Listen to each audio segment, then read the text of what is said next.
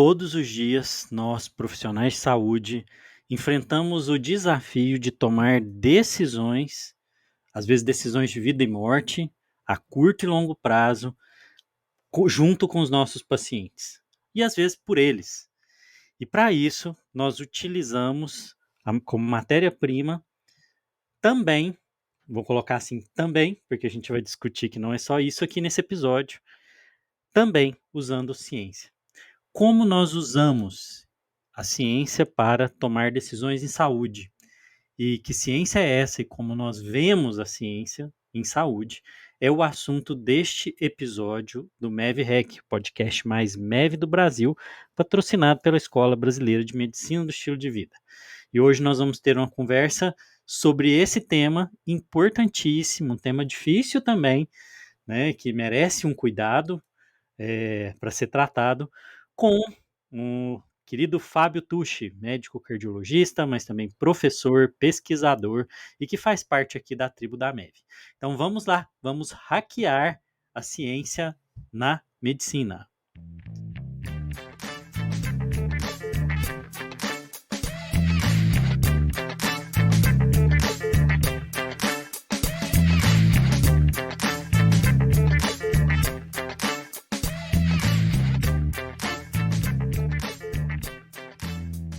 Fábio, seja bem-vindo ao MEV-REC. Quero te agradecer, é um prazer te receber aqui no nosso podcast. O motivo desse convite eu tenho que expor, porque todas as vezes que a gente está ali nos grupos de discussão da tribo da MEV, quando entra o assunto de decisões, medicina baseada em evidência, ciência, pensamento, o Fábio ele sempre dá uma contribuição de peso ali, né? E aí a gente achou interessante trazer essa discussão para um fórum maior, mais ampliado, e trazer aqui para o MEV-REC.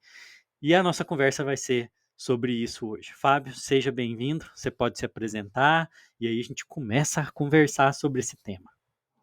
Bom, Luiz, eu que queria agradecer muito, né, essa oportunidade. É um prazer, né, estar aqui podendo falar nesse ambiente aqui, acho que informal, né, sobre esse tema aí da ciência, da tomada de decisão, enfim, que eu acho que, né, é fundamental a gente trazer mais do que a certeza de qualquer conceito, opinião individual, trazer aqui, né, aquela, como eu te falei assim, trazer a pulga atrás da orelha, né, de nós, profissionais de saúde, que eu acho que dentro da nossa formação a gente acaba tomando decisões aí de uma forma muito automática, né, e sem nos perguntarmos muito o porquê que nós estamos fazendo determinada conduta. Então, acho que isso aí se a gente sair daqui com essa reflexão, acho que a gente já vai ter aqui o objetivo aqui dessa nossa conversa cumprido, né? Me apresentando basicamente aí, como você falou, eu sou médico, cardiologista, enfim, acho que eu já fiz de tudo um pouco aí na minha trajetória. Me formei lá em 2000, né? Mais de 20 anos, comecei uma carreira lá no Corpo de Bombeiros, então já trabalhei em ambulância, na rua, em hospital. Eu digo que só não vi avião bater em trem, o resto eu já vi de tudo, entendeu? E, enfim, essa minha inquietude ali, né, enfim, de estar ali sempre desconfortável, talvez nas atividades que eu exerci, me proporcionou, enfim, a possibilidade de trabalhar ali em diferentes ambientes dentro do sistema de saúde, né? E a gente chega num momento que eu acho que a gente tem uma visão aí sistêmica, né, da nossa prática, né, que nos permite uma crítica que tem que ser uma crítica construtiva, né? Então acho que o objetivo aqui a gente vai poder ter a oportunidade aí nesse episódio de trazer essa discussão, que é uma discussão que não termina, né? Todos nós, na verdade, como profissionais e até como pacientes, que às vezes somos também, né? E como seres humanos, a gente não está completo, nenhum de nós está completo, né? Estamos em constante Construção. mudança, né? Eu digo assim para os pacientes, né? E na medicina de vida a gente tem essa questão sempre de estar colocando esse questionamento aí para o paciente, né? Que já vem com aquela, doutor, eu sou assim, não, você está assim. Todos nós estamos, né, mudando constantemente, faz parte da nossa biologia, da nossa natureza. Só que algumas pessoas às vezes mudam para pior, outras para melhor, né? Então a gente tem que tentar redirecionar essa mudança para mudanças positivas, né? Ou mais positivas do que negativas, enfim. Mas é isso, Luiz. Prazer. Muito obrigado pela oportunidade. Nossa, eu que agradeço demais. Então, é o que você está dizendo, né, Fábio? Chega um momento que a gente precisa começar a produzir sabedoria a partir do conhecimento, né, da experiência que a gente teve. E vou começar então, a nossa conversa jogando aqui uma questão, né?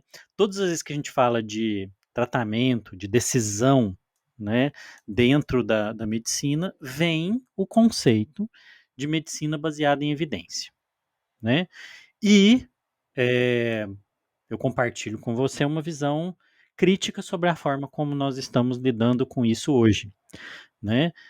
Muitas vezes o termo é usado de forma inadequada, incompleta e mal usado para outros fins, né?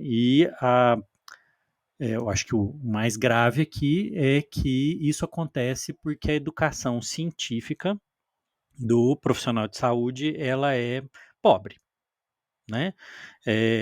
A gente forma as pessoas para o atendimento, mas não para a crítica, para a produção de ciência com mais refinamento e pensamento mais potente. Vamos começar por aí, né? É, medicina baseada em evidência, né? O lugar dela, críticas que a gente pode fazer, virtudes que ela tem e como ela tem sido usada hoje. Não, perfeito, Luiz. Assim, eu acho que quando a gente fala de medicina baseada em evidências, primeiro, né, eu acho que vale a pena a gente colocar aqui um breve histórico, né, da medicina baseada em evidências para a gente poder contextualizar. Acho que as pessoas aqui têm diferentes backgrounds aí de enfim, conhecimento sobre o tema, né? E, enfim, assim, tentar resumir, né, o histórico aí de mais de 40 anos, né, desse movimento, né? Mas basicamente ele começou lá, na verdade, o termo foi cunhado em 1991 pelo Gordon Guyatt numa primeira publicação em que saiu o tema, mas na verdade o termo a medicina baseada em evidências foi um movimento educacional, né, de reformulação do currículo da Escola de Medicina da Universidade da McMaster, lá no Canadá, que começou, enfim, a partir ali da década de 70, né? Você tem ali um grupo de não, não eram educadores médicos, né? Mas um grupo de médicos que foi ali reunido com o intuito de formar o currículo médico ali da universidade, né?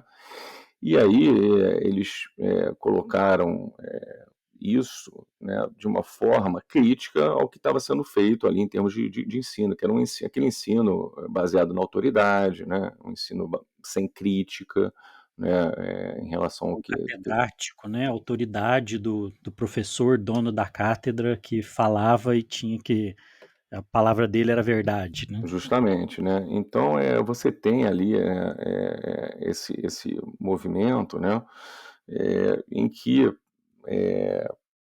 algumas publicações que estavam sendo feitas já em relação à análise crítica de estudos, elas já vinham sendo colocadas por um dos integrantes desse comitê, né?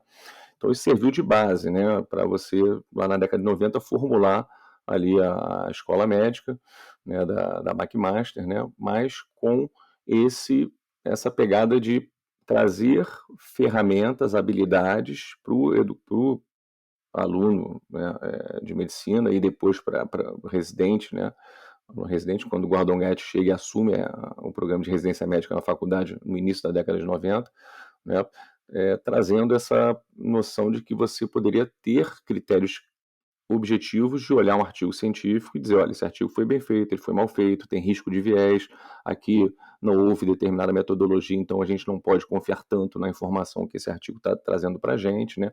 E isso meio que pautou aí o movimento de medicina baseada em evidências, né? E isso, na verdade, é um conceito de PBL, né, de aprendizado baseado em problema, que é justamente um conceito de trazer ferramentas para solucionar problemas independente do contexto, né? Então eles acreditavam nisso, eles acreditavam que você ensinando as pessoas a fazer análise crítica da evidência seria suficiente para você fazer com que elas mudassem a sua forma de tomar decisões com os pacientes e melhorar, no final das contas, a vida dos pacientes. E na década de 90, então, quer dizer, depois que em paralelo com a revolução tecnológica, a disseminação aí da informação pela internet, esse conceito ele ganhou, né, o mundo, né? Então você teve um grupo de trabalho lá na McMaster, né, que o Gordon Guide junto com outros médicos formou e disseminaram esses conceitos aí de medicina baseada em evidências no mundo. Então essa é a medicina baseada em evidências que já desde então, os últimos 30 anos vem sendo disseminada. Mais ou menos uns 15 anos aí de história, né, quando eles já tinham aí, inclusive, a medicina baseada em evidências no currículo de várias universidades, né, chegou-se à conclusão de que as coisas não estavam mudando praticamente. Você ensinar os vários workshops, né, enfim, você ensinar o médico a analisar criticamente um estudo, não mudava a prática deles, né? Não mudava o desfecho dos pacientes, que no final das contas é o mais importante, né? E aí você teve um movimento ali, então, um segundo movimento ali desse dentro do que a gente tem de como medicina mais evidências de valorização dos guidelines, né, das diretrizes, quer dizer, você trouxe para o nível não só de tomar decisão individual, né, mas habilidades e práticas, né, de tomar decisão do ponto de vista de sociedade, de população, né. Então, todo o movimento de disseminação dos guidelines também, mas que é também um movimento antes. O termo guidelines, enfim, isso já vem antes até do movimento de medicina baseada em evidências. Mas, enfim, isso tomou conta. E a gente chega hoje num momento em que a medicina baseada em evidência é vista como basicamente o modelo autoritário do momento, né? Quer dizer, a gente hoje em dia toma decisões ou justifica as nossas decisões, ou vê os colegas, né, justificando as decisões simplesmente porque tem um artigo que diz isso, tem um guideline que saiu que diz aquilo. Existe toda uma euforia, né, nos late breaking clinical trials, né, que são os estudos que são apresentados nos congressos de especialidades com as novidades, enfim, sem uma crítica em relação a isso, né? Porque se a gente pegar evidência sobre evidência, a gente vê que, por exemplo, estudos iniciais para responder perguntas clínicas novas que são apresentados nesses congressos, a grande maioria deles, depois que você vai vendo estudos iguais para responder as mesmas perguntas, você vê que aquele impacto, aquela magnitude de efeito daquele primeiro estudo, na verdade, ela não é tão grande assim quando você replica esses estudos, né? Então a gente tem que ter muita crítica em relação à informação que a gente recebe, a forma como a gente recebe a informação, a forma como a gente constrói o nosso conhecimento, o uso do nosso conhecimento para a nossa sabedoria na tomada de decisão, né? Porque chega a ser possível criar até um meme, né, com as pessoas gritando: "Tem evidência! É Ou tem evidência. evidência!", É, né, então essa expressão ela é muito comum, né, porque tem um artigo, as pessoas querem dizer que aquilo é verdade, né, a gente pode dizer que a falácia da evidência já, né, e isso levanta a possibilidade de uma crítica, né. justamente. E que críticas a gente pode fazer a essa forma de usar, né, a medicina baseada em evidência ou o movimento, né, e que limitações e problemas isso está trazendo hoje? Então, se a gente pegasse de uma forma didática os três fundamentos da medicina baseada em evidência, o primeiro, né, é que a gente, para tomar uma decisão, né, a gente precisa considerar o todo da evidência e não só é, partes das evidências, né? E aí a gente já começa a trazer uma visão da nossa prática médica e do como a gente usa a evidência para aquela coisa que a gente vai falar um pouquinho mais para frente, que é do pensamento sistêmico, né? Então, assim, não adianta eu pegar um artigo só e que justifica, às vezes, a minha opinião pessoal e colocar aquilo como um embasamento para informar a minha decisão, né? A gente necessita, por exemplo, do que a gente chama de revisões sistemáticas, né? Que estão num nível acima dos estudos individuais, que basicamente é você pegar uma pergunta que a gente tem na prática, uma pergunta importante, né, definindo um paciente, uma intervenção, uma comparação, um desfecho importante, e tentar ver o que foi gerado de conhecimento, publicado ou não, né, mas como um todo, para responder aquela pergunta. Então, você faz ali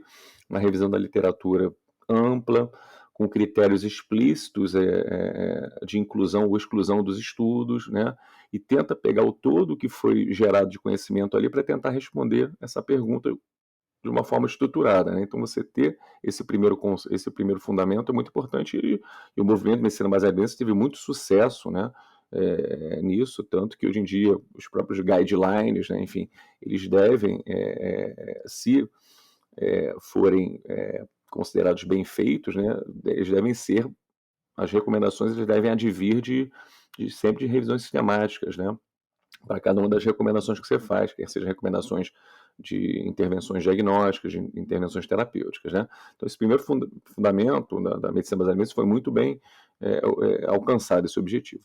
O segundo é que a própria medicina baseada em evidências nos dá condições de dizer se uma evidência é mais ou menos confiável. Então volta àquela questão dos critérios de análise crítica. Então hoje em dia você tem critérios muito bem objetivos, né, quase que uma checklist, para dizer se um estudo randomizado foi bem feito, se ele é confiável, se um estudo caso controle, um estudo de coorte, né, enfim, né, você tem essa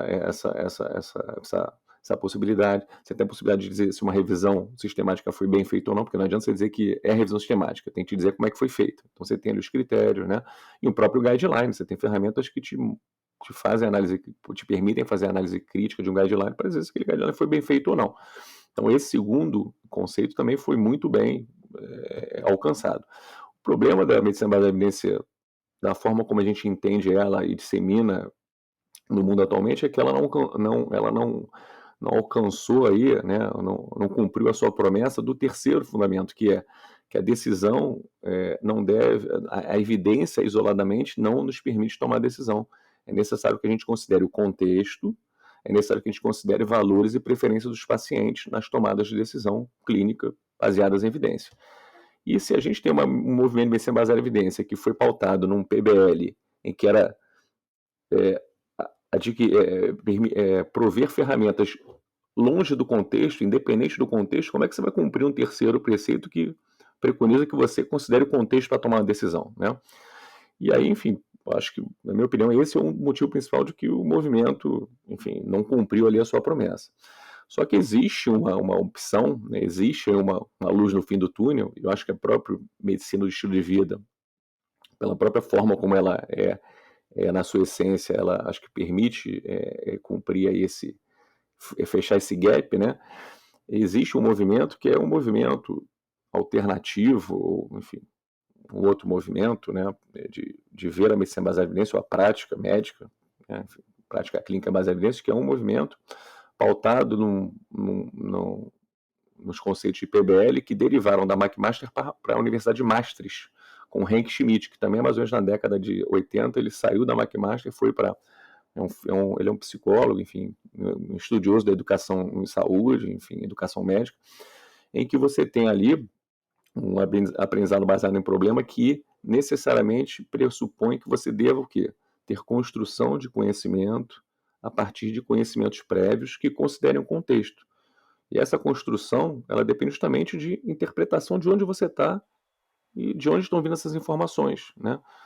Então, assim, isso derivou numa crítica à medicina baseada em evidências, né? Por uma pessoa que eu tive a oportunidade de ter um contato aí desde 2006, que é o Peter Wire, né?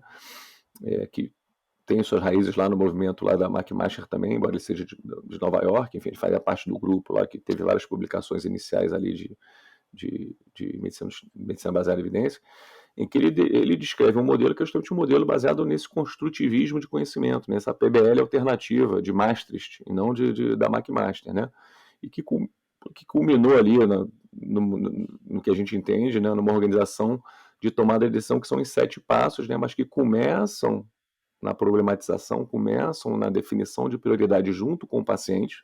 Esquece a evidência, está falando qual é a dúvida que eu tenho que responder, qual é a prioridade de Primeiro informação que eu tenho que ter, conhecer a realidade, né, realidade, conhecer qual a realidade da pessoa, do problema dela. e o que que eu sei, né, o que que eu como paciente, como médico também, onde estou tomando minha decisão, tenho de gap de conhecimento, de input, né, e aí surgem ali as dúvidas, são várias dúvidas que surgem no encontro médico, né, dúvidas diagnósticas, prognósticas, de terapia, de dano, tudo ao mesmo tempo, mas enfim, mas é importante que eu faça o exercício de entender qual é a minha dúvida principal, transformar essa dúvida numa pergunta clara, e aí sim eu buscar evidência para ver se essa evidência, caso eu não tenha, enfim, em mãos, se essa evidência está respondendo ou não a minha pergunta, entendeu? Porque aí você não parte da evidência para tomar decisão de uma forma paternalista, né, autoritária. Você está construindo ali a sua solução, a sua busca de uma resposta a partir da pergunta que é a sua pergunta ali Que diante do foi construída paciente. a partir da A realidade, realidade, do né, do contexto. mundo real. Perfeito, justamente. Aí você volta, você passa pela evidência, aí você tem três, diante de uma evidência científica, você tem três passos que você tem que tomar, quer dizer, enfim, a gente Vamos pode. vamos falar os 7 passos para o Vamos, pessoal? vamos, então assim. Quais são? Então, o primeiro passo é você diante do paciente ali, enfim, ou se você é um gestor no nível maior diante da população ali, enfim, da instituição que você está tomando decisão ali, é você entender qual é a sua dúvida principal, né? Então, você definir a sua necessidade de informação. Então, pode ser uma decisão no campo do diagnóstico, que se você não sabe qual é a doença, por exemplo, né? Ou se você não sabe qual é o melhor teste diagnóstico em termos de acurácia, enfim, ou o impacto daquele teste diagnóstico, uma vez que você implementa naquela população. Pode ser se você sabe qual é a doença, enfim, qual é o prognóstico dessa doença, o que pode acontecer ao longo do tempo se nada for feito, né? Se é um prognóstico ruim, bom, enfim, se for um prognóstico ruim, qual é o tratamento que você deve fazer para tentar diminuir aquilo que é ruim, e aí aquilo que é ruim já pode ser ruim para um paciente, pode ser uma coisa ruim, para outro não, então você já parte na necessidade de você refletir o seu contexto, né?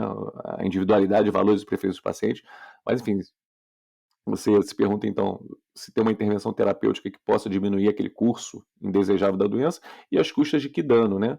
Então, são esses quatro grandes domínios. Nisso, você, então, entendendo qual é seu tipo de domínio ali, em que você está tendo dúvida, você formula a pergunta, que aí vai ser o segundo passo. Então, você define uma população, então, estou falando de pacientes diabéticos, que já tiveram eventos cardiovasculares, a sua intervenção, um novo medicamento para reduzir o colesterol LDL, a comparação é aquilo que eu já tenho de prática usual no meu dia a dia, e o desfecho é um desfecho relevante para o paciente. Eu não quero que ele tenha, eu quero que ele tenha qualidade de vida, eu quero que ele tenha uma vida longa, felicidade, sem efeitos colaterais, enfim, né? E não simplesmente ali a mudança do LDL, enfim, no laboratório, sem você ter um impacto no que acontece na vida do cara. E quando a gente fala de impacto, né, infarto não é a artéria estar entupida, é o cara ter que internar, ficar longe da família, ter uma incerteza num CTI lá que ele não consegue dormir, sendo submetido a uma série de procedimentos ali que causam dor, que causam sofrimento, enfim, né, e ficar longe do trabalho, daquilo que ele gosta de fazer, enfim. Tratado como se ele não fosse um ser humano, mas como se ele fosse um carro dentro de uma oficina, né, Exatamente. que vai ficar lá o quanto o mecânico precisar Exatamente. para Justamente. consertar ele. E aí os drivers, então, de manter esse cara internado é outro, aí já é a discussão mesmo, né? Das raízes da crise do nosso sistema, né? Mas esse segundo passo, então, né, voltando assim, é formular a pergunta. Então, já tem minha pergunta. Então, se eu sei claramente qual é a minha pergunta, aí eu estou apto a ir entrar no campo da informação científica, é buscar a evidência científica, né? Então, eu vou lá do terceiro passo, que é buscar, né? Então, eu vou lá, PubMed, enfim, revisões sistemáticas da Cochrane, vou, né, seja lá onde for, vou buscar evidência e lidar com essa busca de evidência. Se eu estou com a evidência na mão, o quarto passo, né, que é o primeiro diante da evidência, é você ver, tentar identificar qual é a pergunta que aquela evidência está tentando responder. Então, será que aquele estudo ali da medicação para pacientes diabéticos coronariopatas, ele pegou uma população ali que era semelhante à minha, né? Será que a intervenção que ele está falando é aquela que eu tenho a dúvida? Será que ele comparou com aquilo que eu faço na minha prática? Será que ele mediu desfechos, que são os desfechos que na prática para o paciente são relevantes? Ah, beleza, então tem um potencial de aplicabilidade ali, porque a pergunta é muito semelhante. Aí você vai para o outro passo, que aí já seria o quinto passo, né? Que é fazer a análise crítica do estudo do ponto de vista de validade. Então você vai ver se o estudo foi bem feito. Início, meio e fim do estudo, foi randomizado, não foi randomizado, a randomização deu certo, nível de cegamento, com intervenções balanceadas, no final, ao longo do estudo, no final do estudo, se terminou precocemente por benefício, se fez análise por intenção de tratamento, enfim. Ah, não, o estudo foi bem feito, o estudo é confiável, foi bem feito. Aí a gente vai para o sexto passo do ciclo todo, que é a interpretação dos resultados.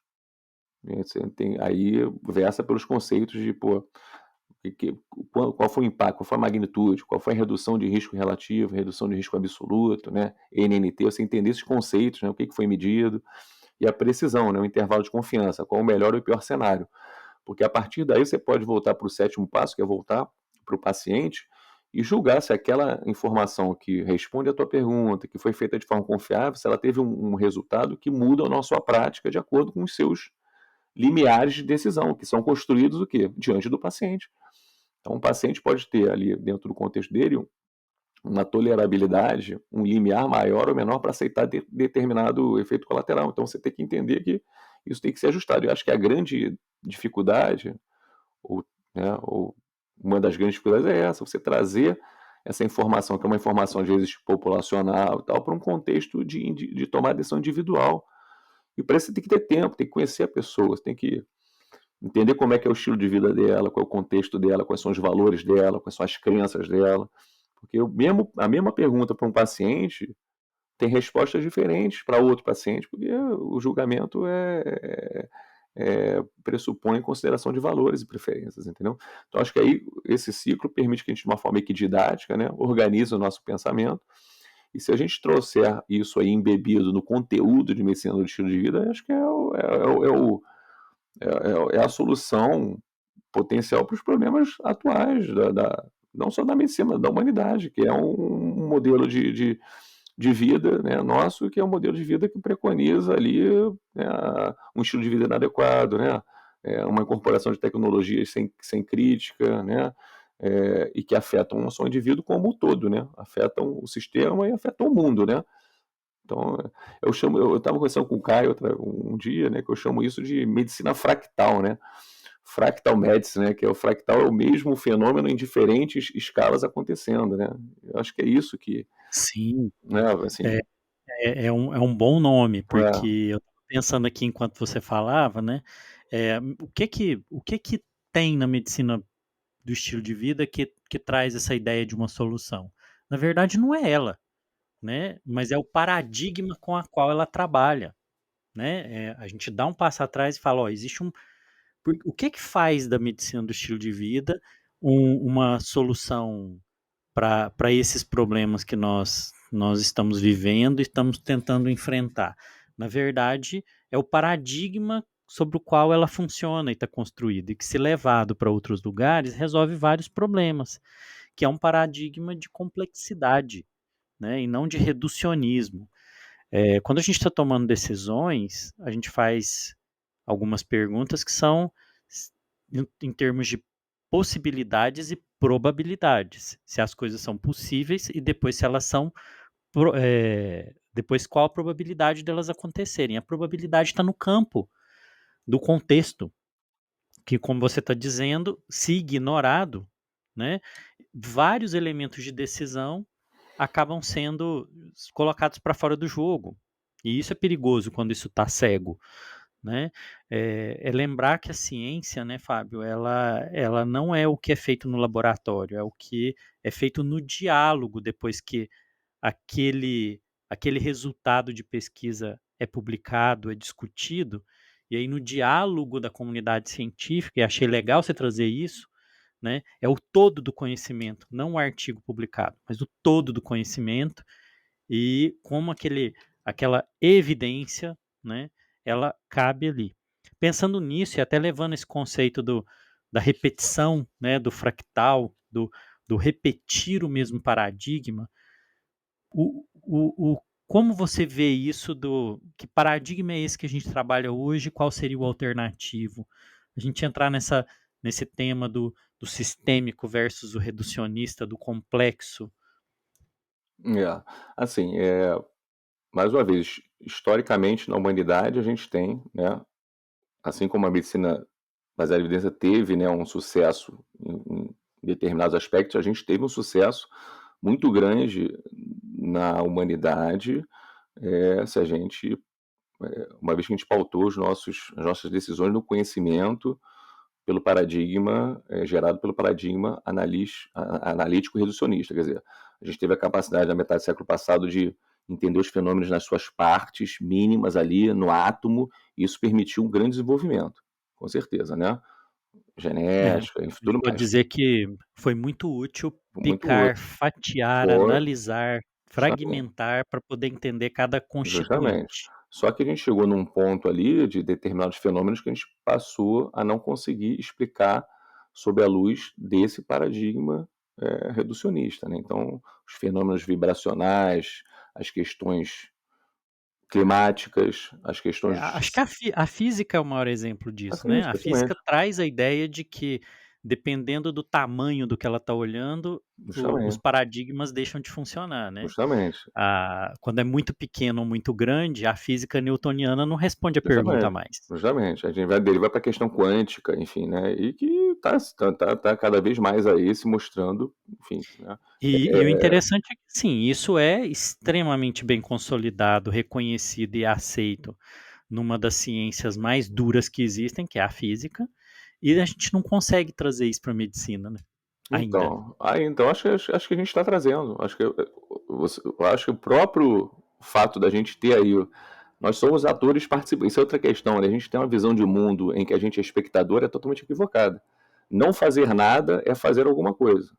Se omitir é fazer alguma coisa, porque você faz parte e você está sujeito ali às consequências daquilo que está sendo feito. Então, né? Então, quando a gente pede um exame ali, uma calhamada de exame ali porque acha que está cuidando melhor do paciente, isso está impactando na nossa saúde, porque esse custo vai para o sistema e vai, no final das contas, ser cobrado de nós.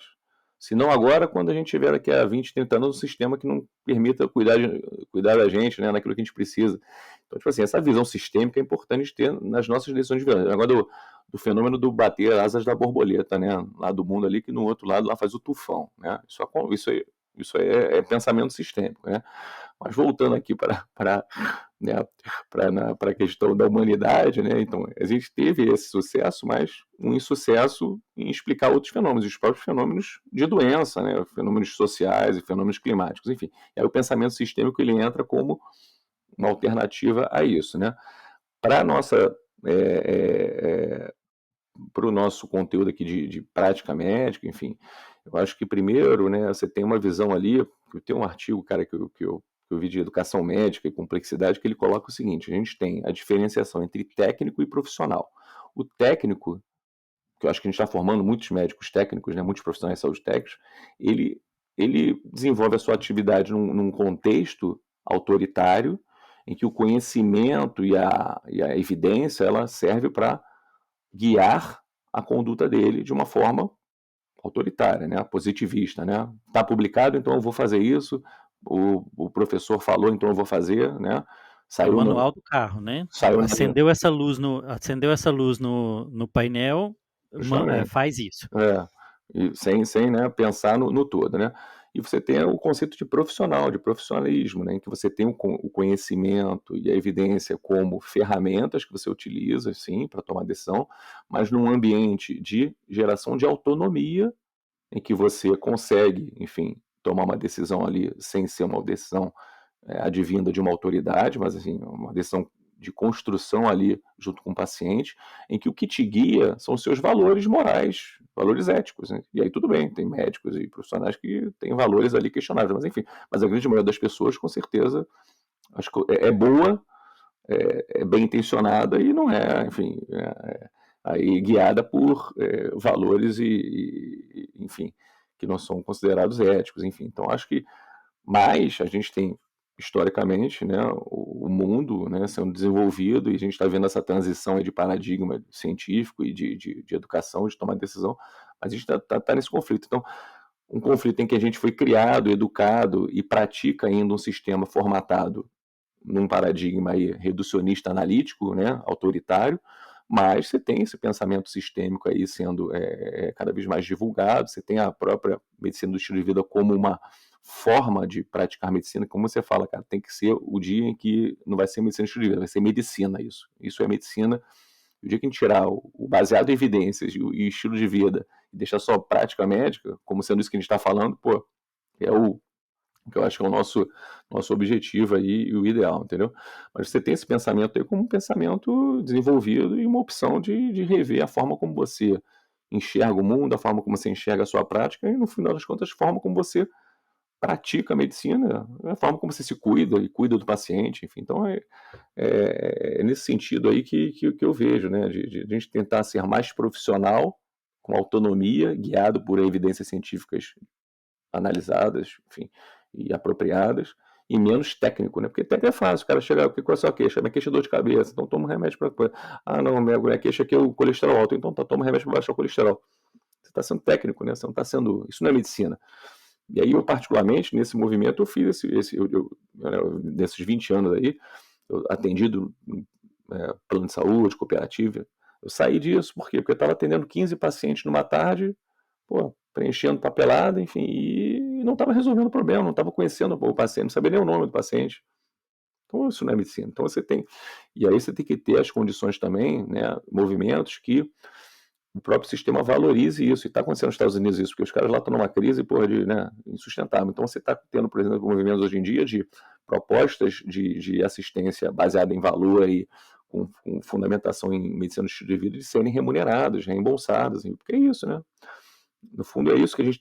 eu acho que o drive vai ser econômico, né, para essas mudanças, né? Enfim, mas... Eu acredito que nós estamos percebendo que o paradigma que a gente trabalha, reducionista, fragmentado, né, ele não consegue responder e nem resolver nenhum problema real que é complexo e que tem Justamente, camadas demais, justamente. né? É muita camada uma em cima da Isso, outra isso. e que, como eu gosto de brincar, né, acaba que isso não é ruim. Na verdade, é bom que eu reconheça as camadas. Então, eu gosto de usar uma expressão: quando você complica, você facilita, porque você encontra mais pontos para poder intervir. Justamente, justamente. Então, a realidade ela resiste a essa redução e a gente tem que parar de resistir ao fato de que as soluções vão ter que ser um pouco mais complexas. Até porque as coisas são complexas, né? A realidade é Isso. complexa. Então não tem como fugir daquilo que a gente, a princípio, tá, né? Se isso aqui não for aquela Matrix, hoje eu estava vendo Matrix, né? Se não for a Matrix, né? Enfim. Mas nossa realidade, como a gente enxerga, sendo ela real ou não, mas ela é complexa, né? É tudo ao mesmo tempo. Então não dá para se ignorar isso. Obviamente que para questões ali mais simples, problemas simples, né, emergência, não tem muito o que pensar, né? Você faz ali ó, automático, né? Tem pouco, às vezes, espaço para É porque ficar. você faz ali o que você pode, nem Pode, sempre o melhor, né? isso. E às vezes as decisões são automáticas, né? Via rápida, vai e tá consolidado aquilo aí. Mas quando você chega a questões em que você tem a complexidade ali mais evidente, né? Enfim, aí não tem jeito, porque você não consegue, com esse tipo de pensamento, de atitude, trazer aquilo que talvez seja o ideal de resposta, de atitude, entendeu? E Então eu acho que a principalmente primeira é quando a mudança de gente pensamento. Tem que mudar o pensamento para mudar a sua visão, entendimento e mudar a sua ação e, no final das contas, mudar os desfechos, né? Para melhor. e e principalmente quando a gente vai para o populacional, né, Fábio, aí complica, né, mais ainda, que é o perigo que eu vejo quando começam discussões até dentro da medicina do estilo de vida sobre que eu falo que, assim, é o o exemplo maior, né, são as brigas por conta de que dieta é mais adequada, né. Quando a gente está conversando sobre dieta, sobre alimentação, a gente está falando de questões culturais, sociais, econômicas, né, e de uma quantidade de incertezas muito grande, porque tem elementos, né, eu gosto de lembrar sempre o mapa metabólico está em construção ainda, né. A gente não pode ter a ideia de que esse conhecimento ele está tão consolidado que a gente saiba tudo. Um pouco de humildade intelectual é fundamental, de que o que há para ser descoberto é muito mais do que a gente já sabe. Então não tem como ter certeza. E aí quando a gente tenta trazer isso para determinar condutas e estilo de vida de populações inteiras, eu acho isso extremamente perigoso usar esse pensamento reducionista. Com certeza, né? Assim, no individual, né? Para assim, doutor, ovo faz mal? Eu falei, depende, o que você come o resto todo, além do ovo? Depende. O que você tem de doença, o que você tem de, né? O que você está tomando de remédio. Então não é a solução não vai ser olhar só uma parte, né? Você olhar só um dos componentes do todo, tem que olhar o todo. Enfim, e para questões populacionais também, né? Enfim, não dá para você ter ali uma visão só de um aspecto específico, né? E achar que aquilo vai solucionar, né? Enfim, você, né? Eu acho eu acho que esse momento ele pede, né, uma habilidade, que a gente desenvolva uma habilidade de flexibilidade intelectual, de conseguir transitar do do simples para o complexo, né, e fazer essa viagem, assim, esse trânsito em quase o tempo inteiro. De uma forma meio que inconsciente, né? Enfim, né? Como é o aprendizado, né? A gente, quando está aprendendo a dirigir, a gente fica ali, né? E aí você vai praticando isso, acaba virando ali uma coisa automática, né? Que você já incorpora, aí o conhecimento já está construído, né? Já construiu, já vamos para a próxima etapa. Mas é difícil, mas eu acho que começa pelo questionamento, né? O porquê que eu estou fazendo, né? Para quê? Para quem? Né? Na visão de quem? Enfim. Porque senão a gente só vai seguir ali a medicina de orelhada, né? De receita de bolo, que não é, enfim, não é a prática médica isso, né? É só replicar aquilo. Que de uma certa forma, né, assim, a forma como a gente está usando os guidelines hoje são assim, né, Justamente. de criar uma receita de bolo e as pessoas seguirem isso de forma crítica, É. né, porque a verdade está posta naquela é assim que se faz brigadeiro, né, então eu vou seguir os passos do jeito que tá e eu não vou me questionar se tem outra forma, se quem criou essa receita. Como foi criada, né?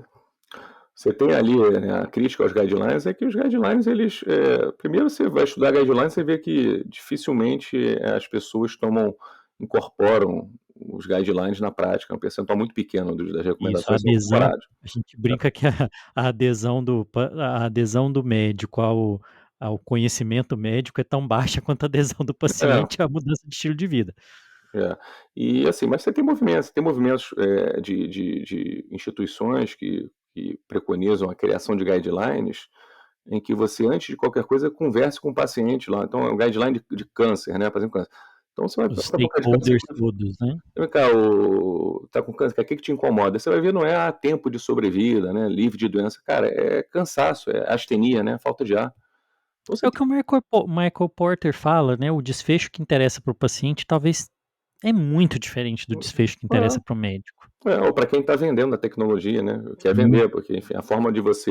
Né, os guidelines acabam sendo ali grandes veículos de disseminação de tecnologias, né, enfim, ou É, elas influenciam o consumo, consumo. né. Então você tem ali tu entender quem foi que patrocinou aquele guideline, onde é que ele foi feito, né? Tudo isso é importante você ter ciência, porque aquilo ali provavelmente vai fazer com que aquele guideline seja mais ou menos confiável também, né? Enfim. É, eu tô pensando aqui o quanto às vezes nós como médicos somos um pouco inocentes, assim, sobre essa dinâmica, né. A dinâmica que acontece aí é talvez muito parecida com o que acontece com o influenciador digital na rede social, em que ele tem uma autoridade, porque ele fala, ele tem um lugar de destaque, e aí quando ele começa a recomendar um produto, esse produto é vendido.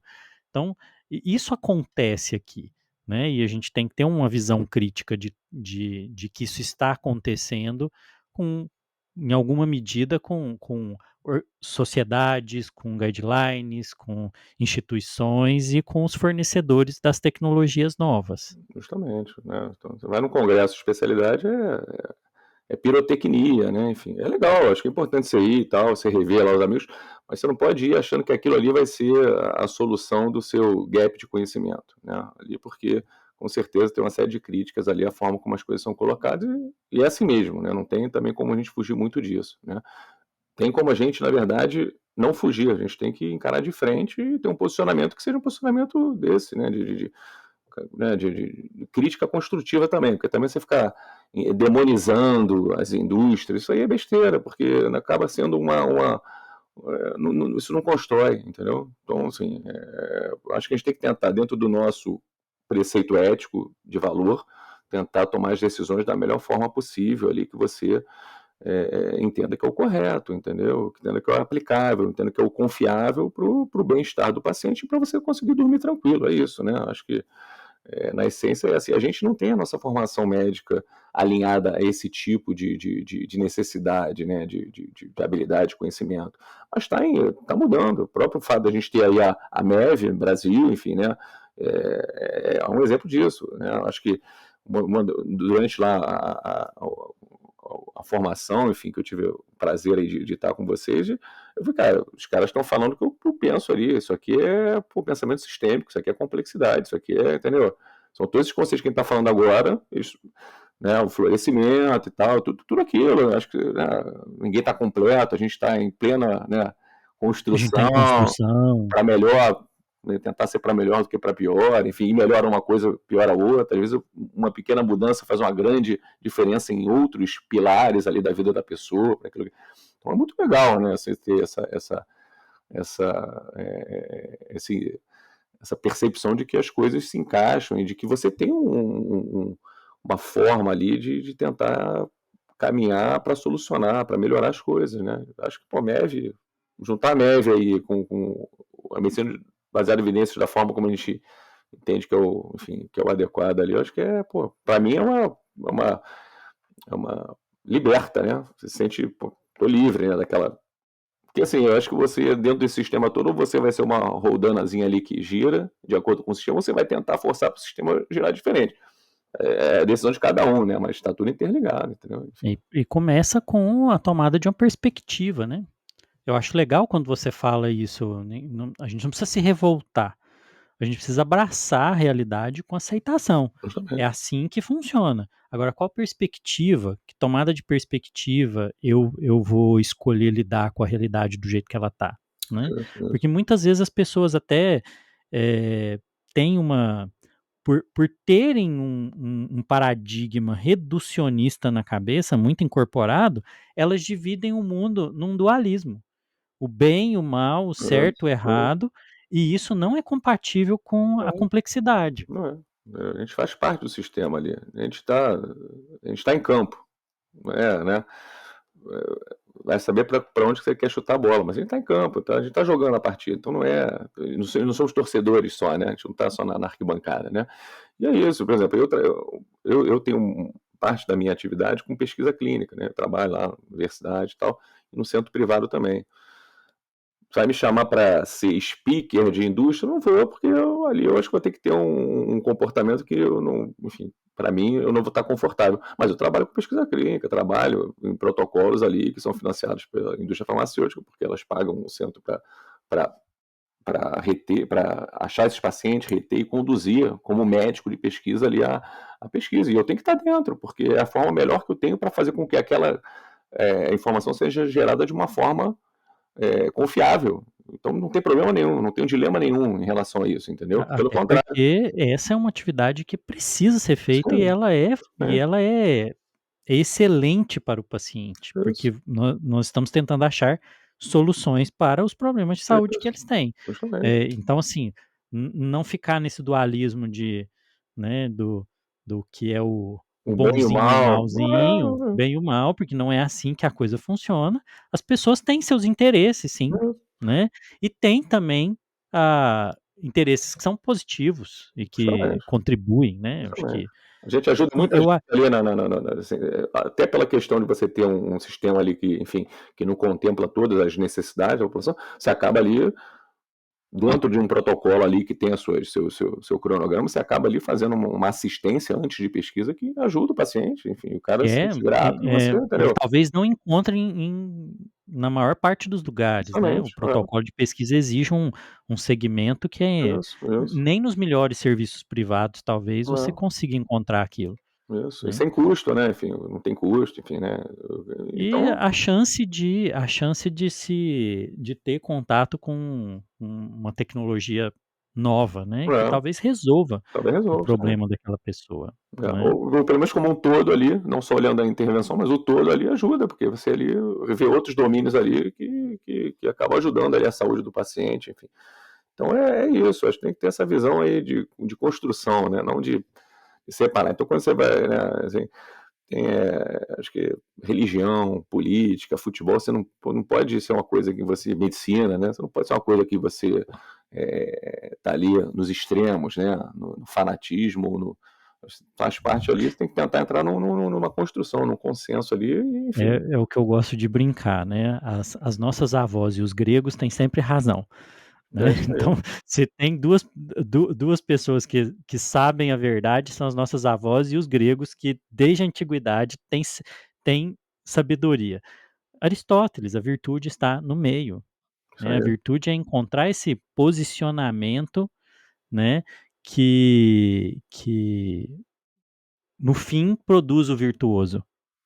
Justamente. E dormir tranquilo. A gente tem que fazer as coisas. O problema é que tem um percentual da população pequeno ali que faz maldade e dorme tranquilo. Mas tudo bem, mas é o mundo como ele é, e sempre foi, historicamente, né? Mas também, às vezes, são decisões que mudam o mundo para melhor, né? Então você tem lá o cara que aperta o botão e tem a guerra, mas você tem um desenvolvimento tecnológico absurdo durante a guerra, e que permite a evolução da medicina. Está totalmente atrelada à história da guerra, né? De desenvolvimento de novas tecnologias, né? Questão cirúrgica, né? Enfim, ressonância e não sei mais o que. Tudo isso foi tecnologias ali, primeiro voltadas para a questão aí armamentista, mas que no fundo geraram, né, possibilidades de melhoria da vida das pessoas. Então a gente tem que ver o lado bom das coisas sempre, porque existe, né? Tem sempre um lado bom. A gente tem que buscar esse caminho aí desse esse meio aí, né? De não ter os extremismos, né? Enfim. Sim. Fábio, foi uma ótima conversa. Quando a gente pega aqui a questão que a gente começou esse podcast, como nós usamos ciência para tomar decisões em saúde, né? Foi o desafio que nos propomos aqui é, discutir, né? Eu acho que a gente chegou nesse lugar, né? De tentar trazer a ideia de que não é possível ter um pensamento reducionista, é preciso ter um pensamento complexo, abordagem sistêmica, com crítica, com perspectiva, né? Eu gostaria muito de te agradecer.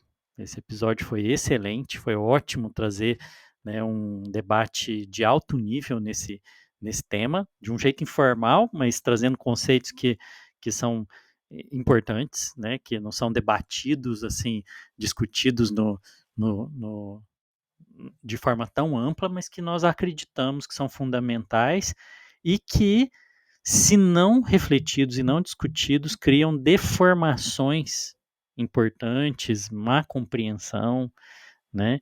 E, e isso a gente precisa trazer isso para o centro do debate. Perfeito, Luiz. Eu que agradeço aí. Um prazer. Pena que já acabou. Viu? Porque aqui a gente pode ficar aqui horas, né, falando disso daí, enfim, e é isso, né? Eu acho que se a gente, mais uma vez, se a gente conseguiu aí com esse tempinho aí que a gente teve conversando sobre esses temas aí, fazer com que as pessoas aí parem para refletir, né, a forma como eles tomam decisão, o porquê que eles tomam decisão e o quanto que, como eles consideram, né, a ciência, né, para tomar decisão. Isso aí já é o dever cumprido aí, a gente segue aí na nossa trajetória, e com certeza que está só iniciando aí, com certeza. Para poder. Isso, eu acho que isso até indica, né? Assim, a gente precisa trazer mais oportunidades disso. Aqui na MEV Brasil a gente tem um compromisso de fazer isso, faz parte da nossa missão. Quando a gente coloca lá a missão revolucionar a saúde através da educação, né? A gente procura os meios para se fazer isso. Trazer esse debate, e a gente quer, nos próximos meses, no próximo ano, criar um espaço em que temas assim possam ser mais discutidos e, principalmente, incentivar a construção tanto de uma liberdade intelectual quanto de uma flexibilidade intelectual com ética epistemológica. Acho que esses três elementos eles são importantes, né? Você ter liberdade, você ter flexibilidade, né? Então, o espaço de debater, né, fora de uma ideia dogmática, né, ter a flexibilidade de pensamento, por isso é necessário, e ter também, né, oportunidade com rigor ético, científico, divulgar isso. Então, eu espero que a gente consiga criar mais oportunidades disso, né? E quero contar com você, né, nessa jornada. Obrigadão, Fábio. Muito obrigado. Muito obrigado novamente. E a gente encerra assim mais esse episódio no MEV-REC, né, que tem essa missão de hackear a medicina do estilo de vida e outros temas interessantes para você aqui. Até o próximo episódio.